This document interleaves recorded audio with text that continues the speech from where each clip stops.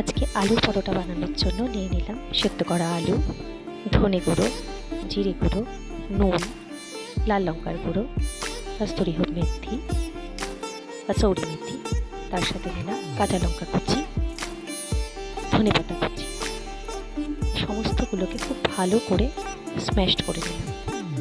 এমনভাবে স্ম্যাশড করতে হবে যাতে কোনো আলুর ডেলা না থাকে। তারপরে আটা মেখে একটা লেচি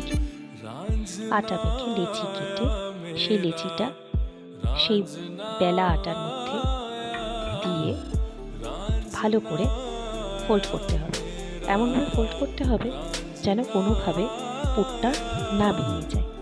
তারপরে ভালো করে হালকাভাবে আলতো হাতে বেলে নিতে হবে যাতে পুর কোনোভাবেই না বেরোতে পারে।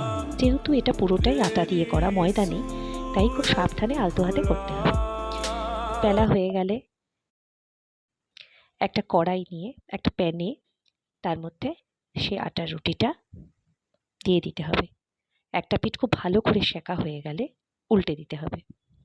এইভাবে দু পিঠ খুব ভালো করে সেঁকা হয়ে গেলে সেখানে এই গোবর্ধনের ঘি, ভীষণ ভালো একটা ঘি, খাঁটি ঘি, এই ঘিটা দিয়ে দিলাম। ঘিটা দিয়ে দেওয়ার পরে দুদিক ভালো করে সেঁকলাম এবং এত সুন্দর ফুলেছে বলার বাইরে। তারপরে সেটা গরম গরম সার্ভ করলাম।